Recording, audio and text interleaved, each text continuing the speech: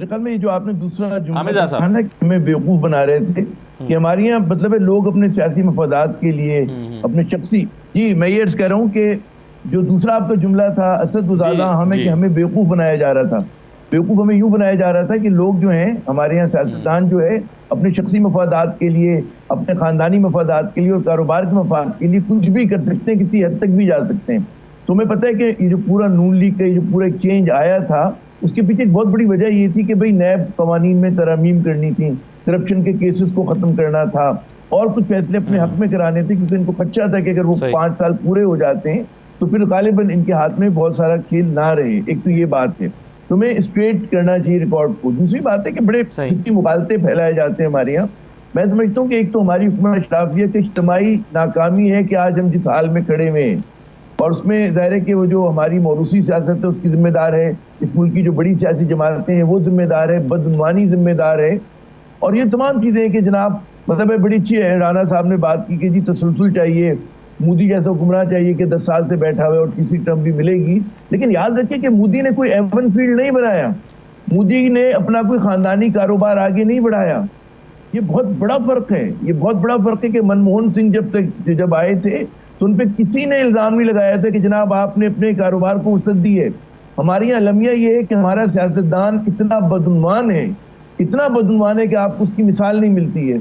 और ये जो फिर दूसरों के ऊपर कहते हैं ना, फिर जब देखें अलग होंगे तो पीपल्स पार्टी इनकी तारीफ कर रही होगी और ये पीपल्स पार्टी की कर रहे होंगे, और एमकेएम दोनों की कर रही होगी, और ये समझेंगे कि हम लोग जो है अवाम, इन्हें कुछ नहीं पता और इनकी समझ में कुछ नहीं आता। इनके सामने कुछ भी आप कह दें, लोग ये कहते हैं ना भेड़े हैं, तस्लीम कर लेंगी मेरे ख्याल में। लेकिन ठीक है, अब हम लोग पाकिस्तानी उस तरह से एहतजाज नहीं कर सकते जैसे बात हम देखते हैं जिंदा कौमें करती हैं कि निकल आते सड़कों पर और हुकूमतों को गिरा देते हैं। गालिबन अभी हम उस मंजिल से बहुत दूर हैं, लेकिन जो झुंझलाहट और जो गुस्सा और जो दिल कहते हैं दिल बर्दाश्ता लोग हो रहे हैं, उसका नतीजा जो है वो असद साहब कुछ भी निकल सकता है। तो हम लोग एक कहते हैं ना धमाका खेज मवाद पे बैठा हुआ है पाकिस्तान, अगर उसका एहसास इस हुक्मरानों को, हुक्मरान अशराफिया को नहीं है तो फिर अल्लाह ही इस मुल्क का कहते हैं ना हाफिज बिल्कुल है, मालिक वो बचा सकता है इसको, वरना हमने तो तबाह करने में कोई कसर नहीं छोड़ी। फिर दूसरी बात ये कि दुनिया भर में असूल ये होता है कि जनाब अगर आपको मईशत ठीक करनी होती है, मईशत के फंडामेंटल ठीक करने होते हैं तो पहले सेंटिमेंट को ठीक करना पड़ता है। अब हमारे यहाँ जो इतना बुरी सूरत हाल है वो सेंटिमेंट खराब है। सेंटिमेंट यूं खराब है कि लोगों को सियासी अदम इस्तेकाम नजर आ रहा है। वो देखते हैं ज़ईफ सा सियासतदान है चौधरी परवेज इलाही, उसको उठाकर जनाब आप डंडा डोली करके दूसरी गाड़ी में डाल रहे हैं। यहाँ पर मतलब है जो सियासी मुखालफिन को जिस तरह से कुचला जा रहा है, जो कुछ हो रहा है उसमें आप समझते हैं कि मैशत ठीक हो सकती है जब पूरा मिडिल क्लास जो है वो नाराज है, उसकी समझ सर, नहीं आ लेकिन वो ये आप इसमें भी साजिश हो रही है ना आमिर साहब, प्राइम मिनिस्टर ने कल बताया है, वो कह रहे हैं कि सोची समझी साजिश और मंसूबे के तहत ये मायूसी फैलाई जा रही है। ये है नहीं असल में ऐसी सूरत हाल, और ये बढ़ा चढ़ा के पेश किया जा रहा है। तो ये भी तो इसमें भी सोशल मीडिया या किसी हद तक हमारा मीडिया ये जिम्मेदार है ना। असल हालात इतना खराब नहीं है जितने हम बना के पेश कर रहे हैं। ये प्राइम मिनिस्टर का पर्सपेक्टिव है। वो बड़े अच्छे आदमी अनवारुल हक साहब, मतलब है हम लोग जाती तौर पे बहुत सारे सहाफ़ी वाकिफ हैं, लेकिन ज़ाहिर इक़्तिदार में आके हर चीज़ जो है आपको गुलाबी नज़र आती है, हर चीज़ बहुत ही फ्लावरी नज़र आती है, हर तरफ खुशबू और आपको रंग और फूल नज़र आते हैं। बात ये होती है कि जब आप नोटों की गड्डी लेकर आप बिल अदा करने के लिए जाते हैं बिजली का, तो आपको हकीकत वाज़ेह हो जाती है। जब आप खरीदारी करने के लिए कुछ जाते हैं आपको पता चल जाता है। तो बात ये है कि मैंने पिछले माह कम बिजली के यूनिट्स इस्तेमाल किए, ठीक है ना, लेकिन मेरा बिल उस माह से ज्यादा आया जो मतलब है जिसमें ज्यादा यूनिट्स इस्तेमाल किए हुए थे। जब आलम ये हो कि आप बचत करने के बावजूद बजट आपके हाथों से निकला जा रहा है, और हम लोग तो फिर भी मिडिल क्लास हैं, ठीक है ना, लेकिन जो मेहनत कैश है, जो 25,000 रुपए कमा रहे हैं, 30,000 रुपए कमा रहे हैं, आप तसव्वुर कर सकते हो किस तरह से जी रहा होगा। जो वो आटा खरीदने जाता है, छोड़े मतलब बड़ी चीजें छोड़ दें, मतलब बिजली भी छोड़ दें, आटा खरीदने जाता होगा, वो 25-30 रुपए की तंदूरी रोटी लेता है, तो इनके लिए क्या कहता होगा, इनको क्या एहसास नहीं है।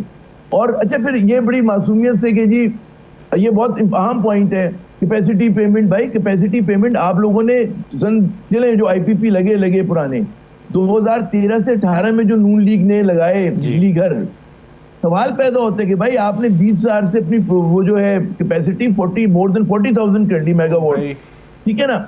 आपने एनर्जी मिक्स का ख्याल नहीं किया। उस वक्त भी माहिरीन कहते थे कि जनाब आप फंस जाएंगे, और आज जो आप 2/3 अपने बिल में कैपेसिटी पेमेंट कर रहे हैं, सही है। तो भाई ये मतलब है क्यों किया गया, किसको खुश करने के लिए किया गया? सही है। बहुत सारे सवाल साहब ये चलें, ये सवाल तो मैं आखिरी जुमला हमारे सामने रखूंगा, लेकिन आखिरी जुमला, एक जुमला एमक्यूएम के जी, मैं एक जुमला कहने दे मुझे, मैं कह रहा हूँ एमक्यूएम के हमारे दोस्त हैं, ये हर हुकूमत में होते हैं और फिर एकदम ये हाथ उठा लेते कि हमारा कोई ताल्लुक नहीं है। जनाब, आप लोग उस गुनाह में, गुनाह बिन लज्जत में बाकायदा 16 आने के शरीक हैं।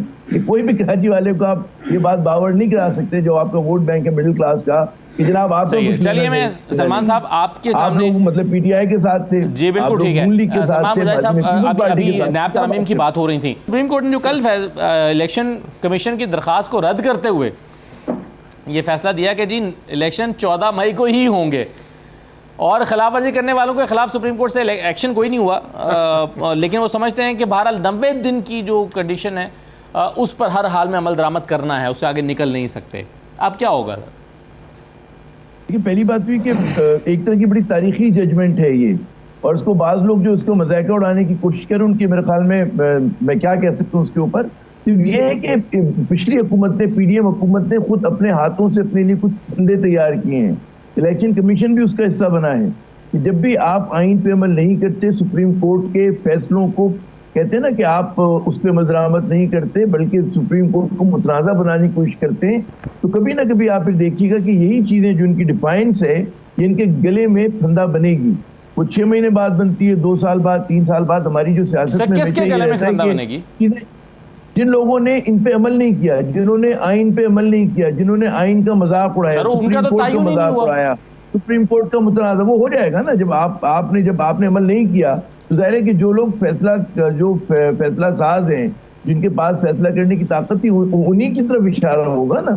कि जो लोग, कोई कहता था कि हमारे पास पैसे नहीं है, कोई कहता था मैं सिक्योरिटी नहीं दूंगा, इलेक्शन कमीशन ने अपनी मजबूरियां बता रहे थे, तो लेकिन उसका अंडरलाइनिंग पॉइंट ये था कि आपने एक फैसले पे अमल नहीं किया और 90 रोज में आइन के मुताबिक आपने इंतखाबात नहीं कराए, ठीक है ना। अब आपने खुद ही आइन को पामाल कर दिया। अच्छा, अब उसके बाद आपने ग्राहक खोल दिया, तो मजीद मतलब है मारवाए आइन काम होते रहे इस मुल्क में, या कभी ना कभी आप देखिएगा कि ये चीजें दोबारा से दुरुस्त होंगी। और हमारे यहाँ जो महर्जी कर रहा था कि कहते हैं धारा हमेशा एक सिंह पे नहीं चलता, हमेशा ऐसे ही नहीं रहेगा। हमारे यहाँ बड़ा रिवॉल्विंग डोर की पॉलिटिक्स होती है, लोग अंदर आते हैं, फिर उनको बाहर निकाला जाता है, कल को कोई और लोग आ जाते हैं। तो अगर ये समझते हैं कि पार्टी हमेशा के लिए है, देखिए ना 16 माह पीडीएम पे गुजर गए, ये भी 2-4 माह गुजार लेंगे, इंतखाबात होते हैं, हो सकता है कि इसी तरह का पीडीएम जैसे ही कोई सेटअप आए, क्योंकि इस तरह से तो देखिए ना, जैसे राना एहसान अफजल देख रहे हैं, वो कह रहे हैं कि अगर इलेक्शन नवंबर में नहीं होते और जनवरी में हो जाते हैं तो क्या फर्क पड़ता है, इससे क्या हो जाएगा? मैं ये कह रहा हूँ कि फरवरी में होते हैं, लेकिन उसमें एक और बहुत फर्क पड़ता है। नहीं, पहली बात हुई कि जनाब आप आइन की जो डेडलाइन है उसको आपने क्रॉस किया है, लेकिन यहाँ पर चले एक तादील दे सकते हैं ये लोग कि जी नई मरदमशुमारी का मसला था, लेकिन पंजाब और केपी के साथ क्यों नहीं किया? क्या आपके पास एक्सक्यूज है? वो बहुत, जो भी इनका बहाना है बहुत ही भोंडा बहाना है। मैं राना साहब को नहीं कह रहा जाती तौर पे, मैं जो पीडीएम हुकूमत की उस वक्त की उसने जो पोस्चर लिया था वो बहुत ही अनडेमोक्रेटिक था, गैर आईनी था, और उसका इनको मेरे ख्याल में कभी ना कभी इनको इनसे जवाबदेही भी होगी, सवाल भी बनेगा। और मतलब पहिया जब दूसरी तरफ गर्दिश करेगा, आप बिल्कुल ये मेरे ख्याल में फुरज के निकाल दें। हमने कई मरतबा देखा असद साहब 30 साल से कि मुशर्रफ साहब का दौर था, उस वक्त ये नवाज शरीफ साहब बिल्कुल आउट हो चुके थे, बेनजीर साहिबा की कोई इम्कान नहीं था, फिर हमने देखा दोनों पार्टीज वापस आई, मगर हमने देखा कि दोबारा निकाली गई। तो ये चीजें हमारी यहाँ होती रहती हैं। आज पीटीआई, फिर एक और बात है, इलेक्शन आप जब भी कराएं, चले फरवरी में करा लें, जनवरी में करा लें, लेकिन बड़ा सवाल है क्या वो इलेक्शन साफ शफाफ होंगे, क्या उसमें तमाम जमातों को खुलकर हिस्सा लेने की इजाजत होगी? अगर नहीं होगी तो फिर एक मुतनाज़ा इलेक्शन होगा और वो लोग कहेंगे जी आपस में इन्होंने इलेक्शन खेल लिया, और जो टेढ़ापन है हमारी सियासत का वो दूर नहीं होगा। वो इसलिए दूर नहीं होगा कि लोग जो हैं उसके ऊपर, देखिए पाकिस्तान का जो मिडिल क्लास है, अपर मिडिल क्लास है, प्रोफेशनल्स हैं, बिजनेस सर्कल्स हैं, वो इस पूरे सिस्टम के ऊपर उनका अदम एतमाद है। उनकी समझ में नहीं आ रहा, मैंने इतना बड़ा ट्रस्ट डेफिसिट जिंदगी में कभी नहीं देखा जो आज के पाकिस्तान में है। तो खुदा के लिए हम हाथ जोड़ के कह सकते हैं कि ये जो हमारे मतलब है सियासतदान बैठे हैं, जो फैसला करने वाले, उन्हें खुदा के लिए सोचे कि कहाँ मुल्क को लेके जा रहे हैं। बिल्कुल हो सकता है कि आप मतलब है कि मीडिया पे उस तरह की आवाजें ना आ रही और सोशल मीडिया को आप कहते हो कि जी बड़ा टॉक्सिक है, हमें नहीं सुनना चाहिए, जो कुछ होता है प्रोपेगेंडा होता है, लेकिन मैन ऑन द स्ट्रीट से बात तो करें। आप लोगों से जरा राब्ते में तो आए, आपको पता चलेगा सब लोगों में बहुत झुंझलाहट है। और ये मतलब है, मैं इसका जो अल्फाज इस्तेमाल किए जा रहे हैं, जिस तरह से लोगों के मुताल्लिक बात हो रही है, हमारी बड़ी अच्छी बात है। मुझे बड़ी खुशी हुई कि उन्होंने मोदी की मिसाल दी। काश हमारे यहाँ भी कोई ऐसा शख्स है, मोदी नुमा। उसने तो खैर अपनी भारत की सियासत को बहुत डिवाइड किया, लेकिन मोदी ने बहुत सारे काम अपने मुल्क के मफाद में किए। उसने कश्मीर का इशू भारत के हक में सेटल कर दिया। उसने कोई जायदाद नहीं बनाई, उसने कोई मतलब है एवनफील्ड नहीं खरीदा बाहर जाकर। मनमोहन सिंह ने ये काम नहीं किया था। तो वहां का एक बिल्कुल अलग पॉलिटिक्स हो रही है। आम आदमी पार्टी भी वहां भारत में काम करी कि जो बड़ी प्रो पीपल स्टांस लेती है। हमारे यहाँ तो जो है, आप उसका मतलब उठा के देखें, अवाम दुश्मन है वो। और अवाम दुश्मन वाकई, वो कहने को कुछ कहते रहे कि जी हमने यूं किया, लेकिन उनके अल्फाज पर किसी को यकीन नहीं है। वो कहते हैं ना, मुर्दा अल्फाज के ढेर लगाते हैं हमारे सामने, और वो अवाम को समझ में आ गया है। आप उठा के देख लें, हर टीवी प्रोग्राम में एक जैसी बात हो रही है। वही इनके वो तादील है कि जी फला ने, ये पीटीआई ने यूं कर दिया और आईपीपी में यूं हो गया और फला चीज हो गई। लेकिन लोगों को समझ में आ गया है। और जो आप लोग अपने आप को वो कहते हैं ना कि उससे बरी जिम्मा नहीं करार दे सकते कि जी हमारा कोई ताल्लुक नहीं है। नून लीग ने तो बड़ा मतलब एक गलत तासुर दिया जा रहा है कि नून लीग में कोई मईशत के हरकुलिस हैं। जितना नून लीग ने बेड़ा गर्क किया, जितना इसाक डार ने पाकिस्तान की मईशत का बेड़ा गर्क किया है, पाकिस्तान की तारीख के नाकाम तरीन वजीर खजाना है वो। और अगर किसी को शक शुबा है तो आगे इस पे पूरा प्रोग्राम करें, हम बताएंगे बैठकर। फिर उस पर पूरे इकोनॉमी के ऊपर बात कर लें कि उन्होंने किस तरह से डैमेज किया पाकिस्तान की इकोनॉमी को। जब कहते हैं ना कि हुकूमत खत्म हुई थी 13 और 18 वालन का जो वो था सेशन, उसमें आप देखें ना कि मुल्क तारीख का सबसे बड़ा इन्होंने करंट अकाउंट का डेफिसिट छोड़ा था। ठीक है ना, उसी जमाने में ये सारा कैपेसिटी पेमेंट का बवाल हमारे सर पर आया था। तो ये मत कहें कि जनाब उस जमाने में वो इन्फ्लेशन कम था। भाई वर्ल्ड कमोडिटी प्राइसेस कम थे उस जमाने में। तो आप लोगों को क्या समझते हैं, कहाँ से? बिल्कुल सही है।